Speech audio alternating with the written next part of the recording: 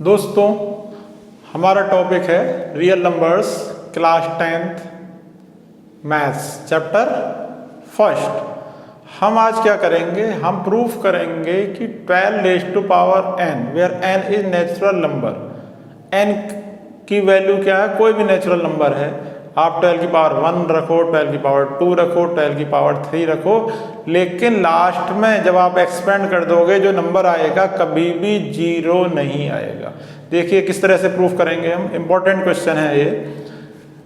So that 12 raise to power n can not end with digit 0 for any natural number n। पहले तो आप ये समझिए कि यदि नंबर के लास्ट में 0 है तो उसके फैक्टर में 2 और 5 दोनों का आना कंपलसरी है। यदि किसी भी नंबर के फैक्टर में फैक्टराइजेशन करने में 2 और 5 नहीं आ रहे हैं तो वो नंबर के लास्ट में 0 नहीं आ सकता। तो 2 और फैक्टराइजेशन करने पर 2 और 5 आना चाहिए, ये मस्ट है। तो हम इसको कैसे करेंगे, देखिए यहाँ पर हमारे पास क्या है 12, तो 2 2 जा 4 3 जा 12। 2 तो है लेकिन 5 नहीं है, तो हम क्या लिखेंगे, हम लिखेंगे since 5 is not factor of 12, कि 5 12 का फैक्टर नहीं है। So by using fundamental theorem of arithmetic, so by using fundamental theorem of arithmetic,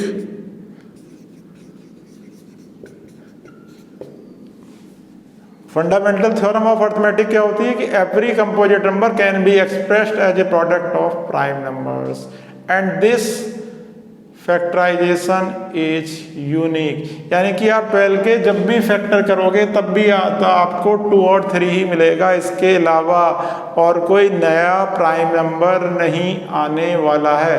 ये नहीं है कि आज आपने 12 के फैक्टर करे तो 2 और 3 आ रहे हैं प्राइम फैक्टर, कल फैक्टर करोगे तो कुछ और मिलेंगे, हमेशा 2 और 3 मिलेंगे। तो फंडामेंटल थ्योरम ऑफ अर्थमेटिक क्या कहती है, every composite number can be expressed as a product of prime numbers and this factorization is unique। Okay, तो हम लिखेंगे so by using fundamental theorem of arithmetic 12 raised to power n cannot end with digit 0, simple बिल्कुल, with digit 0 for any natural number n, for any natural number n। अब इसमें question थोड़ा सा change भी हो सकता है, जैसे 12 की जगह आ जाए, सपोज करो हमारा 9 आ गया, कि prove that 9 raise to power n can not end with digit 0 for any natural number n। तो थोड़ा सा चेंज कर देंगे हम भी, हम 12 की जगह क्या लिख देंगे, हम देख देंगे 9 के फैक्टर कर दो आप, 3 इंटू 3, यहाँ तो 2 भी नहीं है और 5 भी नहीं है, तो यहाँ हो जाएगा हमारा since 2 and 5, since 2 and 5 are not factor of 9, कि 2 और 5 9 के फैक्टर नहीं है। So by using fundamental theorem of arithmetic 9 raise to power n can not end with digit 0 for any natural number. Same statement, थोड़ा सा change हुआ। या फिर क्वेश्चन में आपसे पूछ सकते हैं कि so that 4 raise to power n can not end with digit 0 for any natural number. इसमें भी थोड़ा सा चेंज होना है। कुछ क्या चेंज करेंगे, हम 4 के फैक्टर करेंगे। 4 के फैक्टर होते हैं 2 and 2। अब यहाँ पर 5 नहीं है, 5 फैक्टर होता तो लास्ट में 0 आता। तो हम क्या लिखेंगे, since 5 is not factor of 4, so by using fundamental theorem of arithmetic 4 raised to power n cannot end with digit 0 for any natural number। इससे नेक्स्ट क्वेश्चन में हम क्या करने वाले हैं, हम कंपोजिट नंबर के बारे में बात करेंगे। तो पहले तो ये बात करना है कि प्राइम नंबर क्या होते हैं, कंपोजिट नंबर क्या होते हैं। देखिए प्राइम नंबर वो होते हैं जिनके केवल 2 फैक्टर्स होते हैं, और कंपोजिट नंबर कौन से होते हैं, कंपोजिट नंबर वो होते हैं जिनके मोर देन 2 फैक्टर्स होते हैं। तो आप डेफिनेशन लर्न कर लीजिए, numbers having only 2 factors are called prime number and numbers having more than 2 factors are called composite number. 1 क्या है, प्राइम है या कंपोजिट, गैस करिए आप।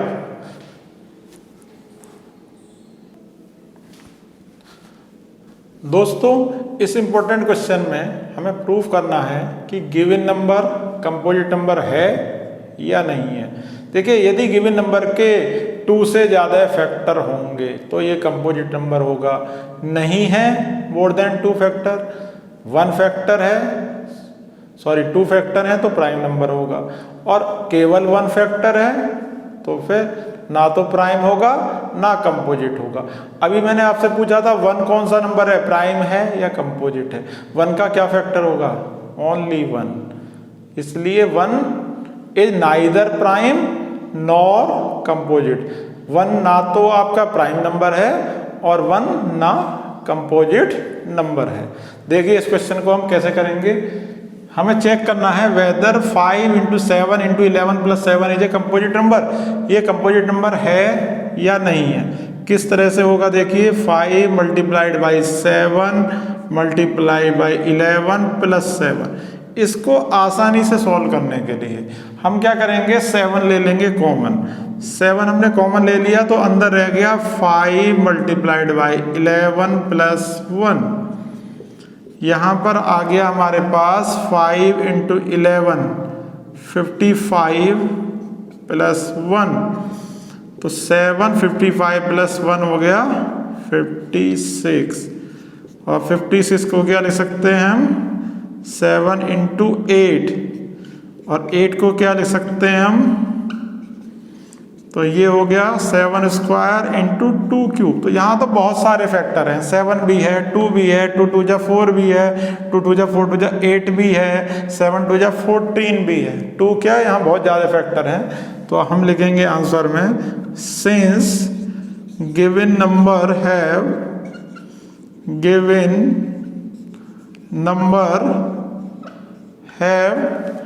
more than 2 factors, have more than 2 factors, 2 से ज़्यादा फैक्टर हैं, so it is composite number, so it is composite number।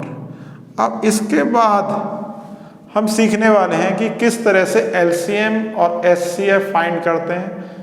हालांकि आपको आता है, आपने क्लास 9th में भी किया है, पहले भी किया है, लेकिन क्लास 10th में फर्स्ट चैप्टर में इसका छोटा सा टॉपिक है और आपको एग्जाम में क्वेश्चन मिल सकता है कि किस तरह से आप LCM या HCF फाइंड करेंगे by using prime factorisation method.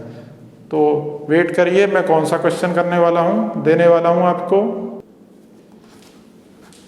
दोस्तों इस इम्पोर्टेंट क्वेश्चन में हम HCF और LCM दोनों फाइंड करेंगे by using prime factorisation method.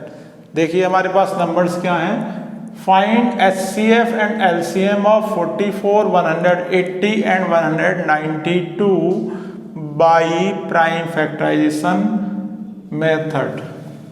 This is 144। तो सबसे पहले हम क्या करेंगे, प्राइम फैक्टराइजेशन करेंगे। तो 144 के फैक्टर कर लीजिए आप, 2 × 7 = 14, 2 × 2 = 4, 2 × 3 = 6, 2 × 6 = 12, 2 × 1 = 2, 2 × 8 = 16, 2 × 9 = 18, 3 3 जा 9 एंड 3 1 जा 3। तो व्हाट इज 144? तो 144 में हमारे पास 2 कितनी बार आ गया? 1 2 3 4। 2 raise to power 4 multiply by 3 2 times आ गया 3 स्क्वायर। नेक्स्ट क्या है हमारे पास? नेक्स्ट नंबर है हमारे पास 180। तो 180 के लिए भी प्राइम फैक्टराइजेशन करिए आप। इसमें आ गया 2 9 जा 18, 2 0 0, 2 4 जा 8, 2 5 जा 10, 3 1 जा 3, 3 5 जा 15, 3 5 जा 15 एंड 5 1 जा 5। तो फैक्टर क्या हो गए? 2 स्क्वायर। 2 2 टाइम्स आ गया, 3 भी 2 टाइम्स आ गया और 5 हमारा 1 टाइम आ गया। Last number is 192। तो इसके लिए भी हम प्राइम फैक्टराइजेशन करेंगे। Prime factorisation of 192। तो इसमें हो गया 2 9 जा 18, 2 6 जा 12, 2 4 जा 8, 2 8 जा 16, 2 2 जा 4, 2 4 जा 8, 2 1 जा 2, 2 2 जा 4, 2 6 जा 12, 2 3 जा 6, 3 1 जा 3। तो 2 कितनी बार आया इसमें? 1 2 3 4 5 6। 2 raise to power 6 multiplied by 3। तो ये तो हो गया हमारा प्राइम फैक्टराइजेशन। अब एचसीएफ फाइंड कैसे करते हैं? मेन है ये कि how we can find HCF. देखिए एचसीएफ हाईएस्ट कॉमन फैक्टर। तो कॉमन फैक्टर है तो सबसे पहले हम ये देखेंगे कि इन 3 नंबर्स में कौन कौन से प्राइम नंबर कॉमन है। 2 1 इसमें भी है, इसमें भी है, इसमें भी है, तो 2 को हम लेंगे। 3 इसमें भी है, इसमें भी है, इसमें भी है। 5 केवल इसमें है तो 5 नहीं लेंगे। अब बात आई पावर की। H4 होता है हाईएस्ट, लेकिन हम पावर लेंगे कैसी? लोएस्ट। तो 2 की लोएस्ट पावर देखिए क्या है? यहाँ पर 4 है, यहाँ 2 है, यहाँ 6 है, तो हम 2 की लोएस्ट पावर लेंगे। इसी तरह से 3 की भी हम पावर लेंगे लोएस्ट। यहाँ 3 की पावर 1 है, यहाँ 2 है, यहाँ 2 है, तो 3 की पावर 1 हो गई। तो 2 2 जा 4, 4 3 जा 12। ये हो गया हमारा हाईएस्ट कॉमन फैक्टर। तो एचसीएफ में आपको क्या करना है? जो प्राइम फैक्टर कॉमन है केवल उनको लेना है और पावर लेनी है आपको लोएस्ट। ठीक है। अब बात आई एलसीएम की। एलसीएम में आपको ईच प्राइम फैक्टर लेना है। तो प्राइम फैक्टर कौन कौन से हैं हमारे? 2 है, 3 है, 5 है। अब है इसके बाद बात पावर की।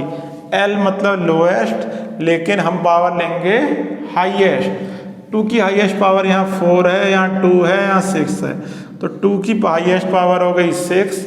इसी तरह से 3 की यहाँ पे पावर 2 है, यहाँ पावर 2 है, यहाँ 1 है, तो 3 की हाईएस्ट पावर हो गई 2 और 5 की हाईएस्ट पावर 1 है, तो ये आपका 5। इसको मल्टीप्लाई कर लीजिए तो आपके पास आ जाएगा 2880। तो ये हो गया एचसीएफ और एलसीएम। तो आपको ध्यान रखना है कि एचसीएफ में पावर लोएस्ट, एलसीएम में पावर हाईएस्ट। एचसीएफ में आपको ईच प्राइम फैक्टर लेना, केवल वो प्राइम फैक्टर लेने हैं जो कॉमन होंगे, और एलसीएम में आपको ईच प्राइम फैक्टर लेना है।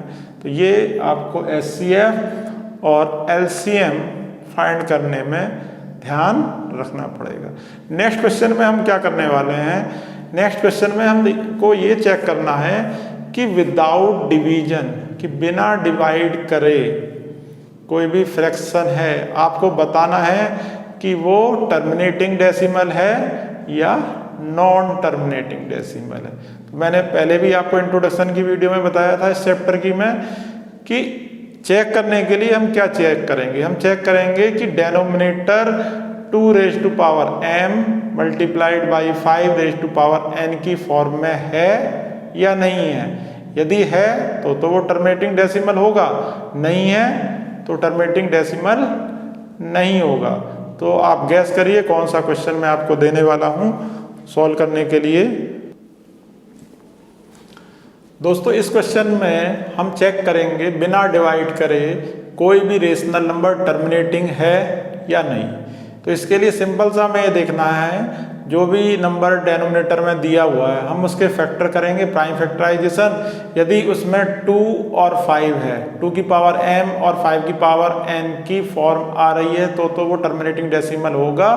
और यदि 2 की पावर m इंटू 5 की पावर n की फॉर्म नहीं है तो वो टर्मिनेटिंग डेसिमल नहीं होगा। देखिए कैसे सॉल्व करेंगे क्वेश्चन को हम। पार्ट फर्स्ट में है हमारे पास 17/8। अब यदि हम 8 के फैक्टर करेंगे तो हमारे पास हो गया 2 की पावर 3। अब आप कहोगे सर 5 तो है ही नहीं, तो देखो अब 5 नहीं है तो हम क्या लिख सकते हैं, हम लिख सकते हैं 5 की पावर 0। तो since denominator is of the form 2 की पावर m इंटू 5 की power n, so this is terminating decimal. कैसा है, it is terminating decimal, it is terminating decimal reason because denominator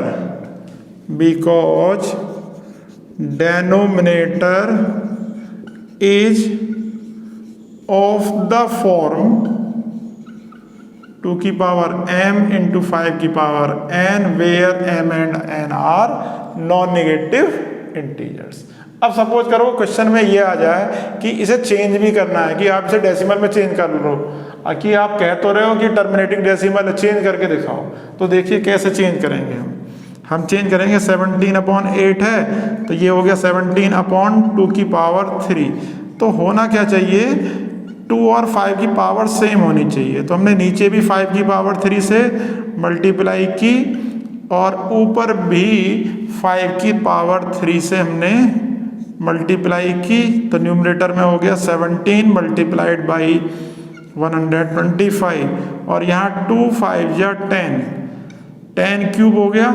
इन दोनों की हम मल्टीप्लाई करेंगे तो हमारे पास आ जाएगा 2125 डिवाइडेड बाई 10 क्यूब। तो 3 डेसिमल आ गए हमारे पास 2.125। तो इस तरह से हम चेंज कर सकते हैं टर्मिनेटिंग डेसिमल में विदाउट डिवीजन। या क्वेश्चन में ये भी पूछ सकते हैं कि कितने पॉइंट तक डेसिमल आएंगे, तो 3 पॉइंट तक डेसिमल आएंगे। अब हम करेंगे इसका पार्ट सेकंड। देखिए पार्ट सेकंड में क्या है हमारे पास, पार्ट सेकंड में हमारे पास है 29/343। अब 343 के फैक्टर हम करेंगे तो हमारे पास आ जाएगा 3 की पावर 5। ना तो इसमें 2 है ना इसमें 5 है, तो it is non terminating, it is not कि ये टर्मिनेटिंग डेसिमल नहीं है। क्यों, बिकॉज डेनोमिनेटर इज नॉट, कि डेनोमिनेटर फॉर्म नहीं है किसकी, 2 की पावर m इंटू 5 की पावर n की फॉर्म में नहीं है, इसलिए ये टर्मिनेटिंग डेसिमल नहीं है। अब हम करेंगे पार्ट थर्ड। देखिए पार्ट थर्ड में क्या है, 15/1600। इस तरह के क्वेश्चंस को करने में हमें एक चीज और ध्यान रखनी है कि जो रेशनल नंबर गिवन है वो हमारा लोएस्ट फॉर्म में होना चाहिए। यहाँ ऑलरेडी लोएस्ट फॉर्म में था इसलिए मैंने कुछ नहीं कहा था, लेकिन यहाँ पर लोएस्ट फॉर्म में नहीं है। अभी इसमें ऊपर नीचे 5 का डिवाइड चला जाएगा तो 5 3 जा 15 हो गया, नीचे 5 3 जा 15, 5 2 जा 10 और 5 0 0। अब ये हो गया 3/320। तो 320 के हम फैक्टर करेंगे तो हमारे पास आएगा 2 की पावर 6 इंटू 5। अब क्या कहेंगे हम कि इट इज कौन सी फॉर्म हो गई कि इट इज टर्मिनेटिंग डेसिमल। क्यों? Because denominator is of the form 2 की पावर m इंटू 5 की power n where m and n are non negative integers. mn क्या है? नॉन नेगेटिव इंटीजर्स हैं। Where m and n are non negative integers, दोनों हमारे non negative integers हैं। अब suppose question में यदि ये भी आ गया कि चेंज करो इसे किसमें? टर्मिनेटिंग डेसिमल में। कैसे चेंज होगा देखिए आप। 15/1600, so this is equal to 3/2 की पावर 6 इंटू 5। देखिए 2 और 5 की पावर सेम होनी चाहिए। जब सेम होनी चाहिए तो सेम कैसे होंगी? सेम ऐसे होंगी, यहाँ 5 की पावर 1 है तो हम 5 की पावर 5 की नीचे मल्टीप्लाई करेंगे और 5 की पावर 5 की मल्टीप्लाई ऊपर करेंगे। तो ऊपर हमारे पास हो जाएगा 3 मल्टीप्लाइड बाई 5 की पावर 5 हो गया 3125 और नीचे हो गया 2 की पावर 6 इंटू 5 की पावर 6। 3 की से मल्टीप्लाई करेंगे तो हमारे पास आ जाएगा 9375 divided by 10 raise to power 6, क्योंकि 2 5 जा हो गया 10, पावर सेम है तो 10 टू पावर 6। अब हम 6 डेसिमल इसमें पुट करेंगे। 9375 1 2 3 4 5 6, तो ये हो गए हमारे 6 डेसिमल। तो 0.009375। तो ये था इस वीडियो का मेरा लास्ट इंपॉर्टेंट क्वेश्चन। अब आप करिए चैनल को like, subscribe and share. Thank you.